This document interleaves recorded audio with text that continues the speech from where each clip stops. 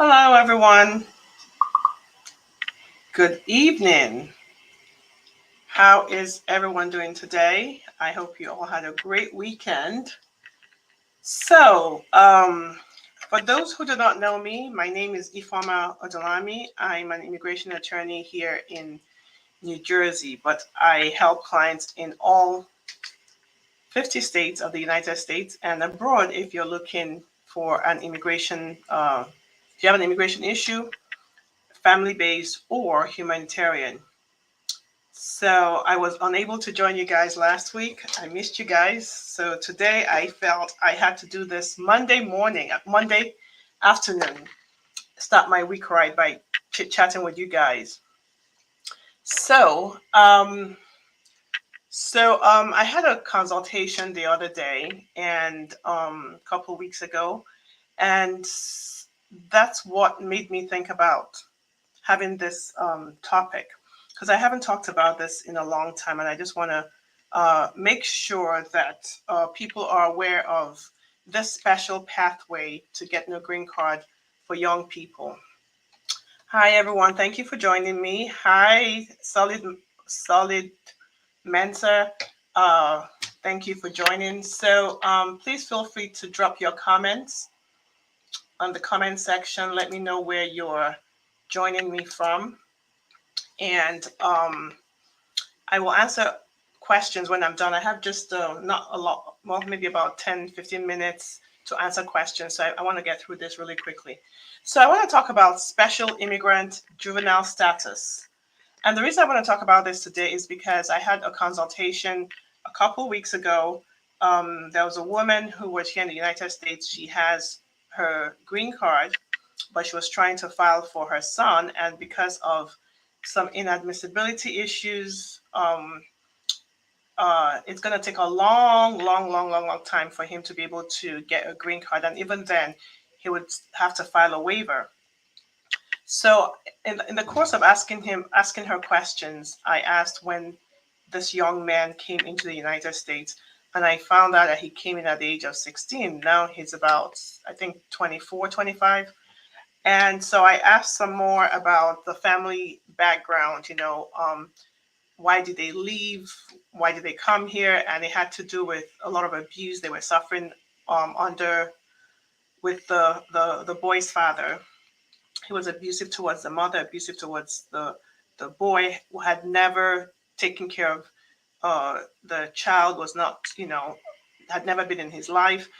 And I thought to myself, oh my goodness, this would have been a perfect candidate for special immigrant juvenile status. But she didn't know about it because nobody, I guess, told her about it. Maybe she wasn't, many years ago, I wasn't on Facebook Live, on Instagram Live. So unfortunately, I and other attorneys, this information did not get to her through social media. So that's why it's important for me to make sure that I can communicate to people through social media for those that need this information. Now, special immigrant juvenile status is a pathway to a green card for minors. And it's very specific. There are very specific requirements, and that's what I'm going to go through. So, number one, for you to qualify for SJIS, you must be present. The minor must be present in the United States. Because I've gotten emails from people who are in China, other countries, being abused by their parents and wanting to come here. Unfortunately, SJIS is not going to work for you because you're not in the United States. So for SJIS to work, the minor must be present in the United States. So that's that. Then the specific requirements of special immigrant juvenile status is the minor must be single, which means not married. Number two, the minor must be under the age of 21 in some states, and in other states 18. In New Jersey, New York, Massachusetts, Connecticut, it's typically 21. In some other states, it's 18. I think Florida may be 18. So you want to check with an attorney who does SJIS to see what the age requirement is for your states. So I handle a lot of cases for people here in New Jersey and in New York. And we're able to get them green card. The petition has to be filed. That is, the SJIS petition has to be filed before they turn 21 for New York and New Jersey. So I'm just going to limit myself to New York and New Jersey because I know for a fact that it's 21 for those states. And that's where I work. I do a lot of work for SJIS. And the reason why I do work for SJIS is because there is a family law component, right, to SJIS. And I'm admitted to practice law in New Jersey and in New York for family, for state law and family law type things. However, for immigration, I can practice in all 50 states. So SJIS is divided into two, and I'm going to get into it later, but I just want to go over the requirements now. So I did talk about the minor being single. The minor must be under the age of 18 or 21, depending on the state they live in. And in most states, you're required to have lived there for 6 months for your family court to have jurisdiction over that minor. And number 3, you have to show that the child has been abused, abandoned, or neglected by at least one parent. So it doesn't have to be 2 parents. It can be just one parent. So in the case of this woman that did a consultation with me, she didn't abuse her child. She didn't neglect her child. She didn't abandon her child, but the father did. And the fact that the father did is enough to have qualified this child, when he was a minor, for SJIS. Now, number 4, we have to show, which is the burden of proof of the person who's applying, that the child cannot be reunified with the abusive parent, or could be one parent, could be both parents. And then the 5th requirement is that it's better for that child to remain here in the United States than for the child to be returned to their country. So those are the 5 requirements for SJIS. And when you're able to make an argument where the minor meets all this requirement, then the first thing you want to do is to file a petition in family court, right? And in family court, the judge will make special findings. That's what it's called, special findings, as to all of this, the 5 criteria we discussed, right? And when we file the petition, we typically do it by way of putting in the affidavit or certification of the minor and a guardian. And then there's a brief with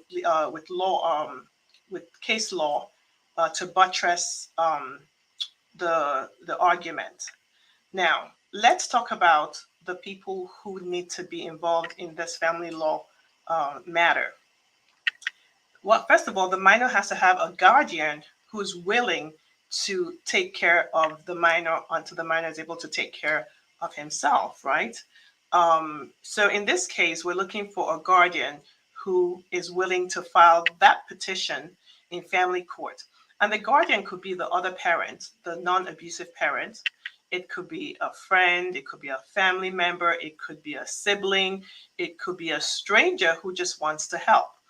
And sometimes the petition is filed by way of an organization such as a child welfare organization, like Division of Childhood Protection, Permanency and Protection. I forget what it's called in New Jersey, but like a DIFUS, that's what the old name was.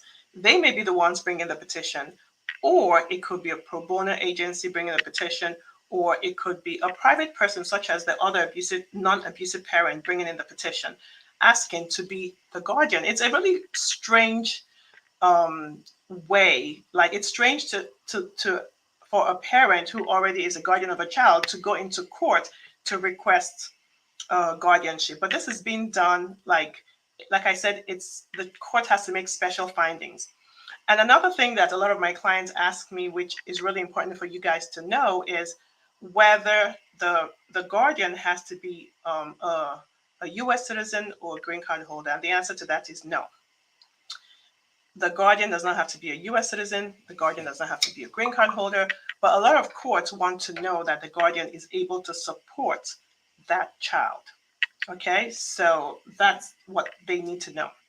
So what are the advantages of SJIS? They are numerous.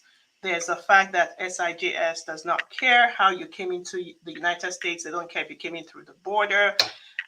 You entered without inspection. You entered with inspection, but now it's lapsed. They don't care if you are currently in legal status, currently an F1 student. It doesn't matter. They don't care if you've worked without authorization. You know, it's a humanitarian pathway. So the important thing is to show the five criteria that I just discussed. So now for this woman who came for a consultation, it was so sad that she didn't know about SJIS, because I could tell that she was so worried about her son, worried about how he was going to be able to move forward in the United States, especially since there's a bunch of states such as Florida and Kansas making it a felony to transport somebody without status. Basically, these states, Florida and Kansas, and I'm sure other red states are going to join, are basically criminalizing having, transporting people who are undocumented. And it's also basically, threatening to call ICE if these people are in their states. So her concern was, how was her son going to be able to cope? How was he going to be able to exist in this country when it looks like some states are getting really anti-immigrant and very hostile? And that is a really valid concern, So I was really sad that her son no longer qualified for SJIS, but your child may qualify, your cousin may qualify, your friend may qualify. So if you know anybody that this video would be helpful to, send it to them. So now let's talk about what abuse, abandonment, or neglect is, because this might be something else that is not clear. Well, abuse, it could be emotional. It could be name calling, treating the child badly, refusing to allow the child to go to school, making the child work when, at a young age, abusing the mother or the father, subjecting the child to witness domestic violence in the house, not feeding the children, not clothing them, not being in their life, abuse can be, it can be financial, it can be emotional, it can be psychological. And of course, it can be physical. I know in some countries, hitting a child with a belt is not considered abuse, but in the United States, that is abuse. Okay, so if you know somebody who's been abused by their parents, and the abuse doesn't have to happen here in the United States. That's another thing. The abuse could have taken place in their home country. The only requirement is that the child is here, right? And the child can talk about the abuse that they went through in their home country. Now, if there's a parent is neglectful if the parent is not fulfilling their duty as a parent, which is to provide food, shelter, education, provide for the needs of the child. So if you have a parent who's not in the child's life, who's not in contact with the child, not calling the child, not sending birthday gifts, not providing for the child, that's neglect. And abandonment could be death, actually. In New Jersey and in New York and in some other states, the death of a the death of a parent is abandonment. Abandonment could also be a parent who basically is not in contact with that child anymore. So there are varying ways to prove abuse, abandonment, or neglect in an SJIS case. So once the hearing is before the judge in family court in the state where the minor resides, typically there's a hearing and the judge goes through the process, asking questions, getting, the information. And then at the conclusion of it, the judge typically will make a finding.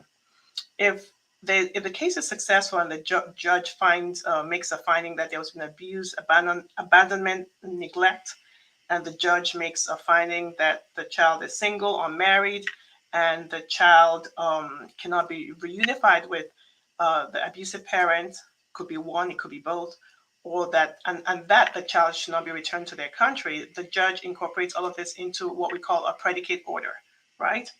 Now, once you get the predicate order, that is what you file the Form I-360 with. The Form I-360 is the SJIS form. You file that with a predicate order and some other requirements, and you submit it. And of course, note this must be received by USCIS before the child turns 21. So it's not mailed by, it's received by before the child turns 21. Now, there's a new law that USCIS says you can actually go in person to the field office and drop it off. So if you're, pressed for time, that might be something you might consider. Now, there's been a change, in the process. In the past, for a lot of our clients, we were able to file an I-360 and file an adjustment of status at the same time, which would allow the minor to get a work permit, a travel permit, and subsequently even get a green card in less than a year. But as of March 2023, the priority date for SJIS retrogressed, which means that it's no longer current.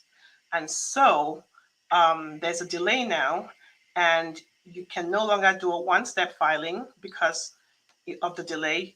So what we do now is we file the I-360. When that is approved, then the minor can qualify to file a work permit, which allows them to stay here. They can work and wait until their priority date is current.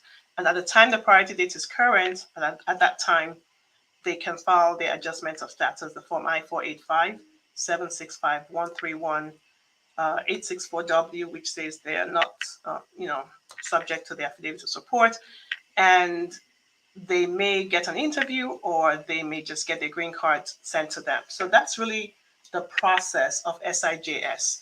So if you, I hope this was really, really clear with regards to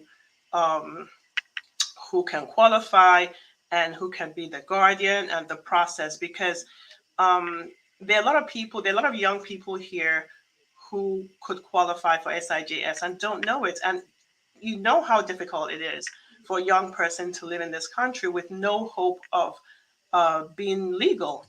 It's just a horrible, horrible thing. So if you know anyone who's looking to file SJIS, feel free to call my office, 973-993-1900, 1900. So let me see if there's any questions. Hi, everyone. Hi, Calvin Astute. Hi, Solid Mensa, Illinois. Thank you guys for joining in. And there's so many people here. Thank you guys for joining. But I want to answer some questions right now because I only have like 7 minutes. So Alaji, hi. How are you?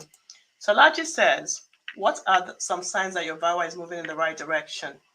Please. So Alaji, great question. One sign that your VAWA is moving in the right direction is when you get a prima facie determination. The prima facie determination is not an approval. The prima facie determination says that you've met the minimum requirement right now, because VAWA takes like 2.5 to 3 years to be adjudicated. So the prima facie determination is really, we've reviewed it really, really quickly and you've met the bare requirements.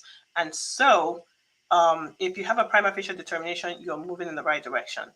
And then at some point, you're going to get, if you file the VAWA application with an adjustment of status, you will get a work permit, you will get an advance parole, document.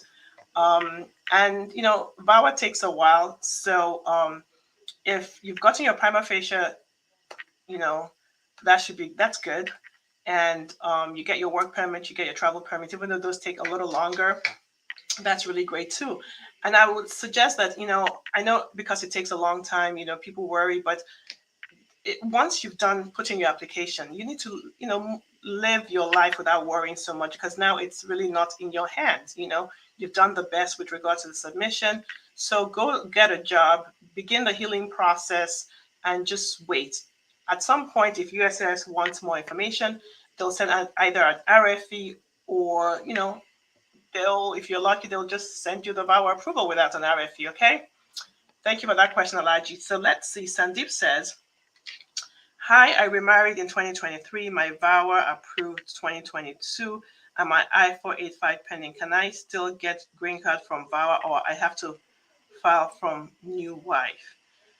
So you were married in 2023, but your VAWA was approved in 2022. Okay, so that's good, because if you had married before your VAWA was approved, Sandeep, that VAWA would have been considered abandoned.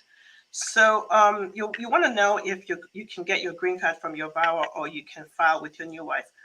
Well, Sandeep, you already have your VAWA approved. All you're waiting for now is for the I-485 to be, you know, for them to either send you uh, the RFE for your medicals, or maybe they need something else from you. So I don't know why you want to start from scratch filing with a new wife when the journey is almost over for you with your VAWA, which is a better way to file, because at this point it's a self petition. You don't need anyone to do it for you. Number two, you don't need to file an affidavit of support with a VAWA. So your case is moving in the right direction. So just have some patience, okay? Just hang in there. The I-485 typically takes about 6 months, maybe 7, 8, before they call you for an interview, depending on where you are. And another thing is, like I said, your case is almost at the tail end. So unless there's a problem with inadmissibility issues, then you should be in a good place with getting your green card shortly, okay? All right, so let's see who else is. Let's see. I'm looking for questions, guys. Sometimes I might skip one, so forgive me if I do, because I'm trying to get through here really fast. So the Anguilla says, I need more information about the Dignity Act of 2023. So the Anguilla, the Dignity Act, is just a bill. It's not law. I think I put out a video on it recently, but basically it's a bipartisan bill where it's geared towards border protection, and it's a way to give it's a pathway to green card through something called the Dignity Act, where you can apply for it, and it's renewable within 7 years. You have to pay, I think, $500 a year up to $700 a year up to $5,000. I don't remember how much. I think it's $500 or $700 a year, but for the period of time, it's going to be $5,000. And at that point, if you are successful, you can apply for a green card. Now, remember, this is not a law. It's just a bill, and it's So I wouldn't. I think what I would tell you is just keep an open. Keep your ears open to see if anything comes out of that. But there's been several attempts to legalize people who are here undocumented that haven't passed. So I don't want you to invest, but the only reason I'm really excited about this is because it's bipartisan. It's not just Democrats. It's both Democrats and Republicans. At least two. Is led by Republicans, led by Democrats. So that's really good. So let's see how that goes. And if anything good comes out of it, we'll be here to let you guys know. So in the meantime, I think I put out a video on that. So go take a look at what it entails. It's if it passes, it'll be so amazing. So guys, I'm sorry I have to leave because it's 3:58 and I have a consultation at 4 p.m. But thank you for being with me, and I will be with you guys again the next time. All right, take care.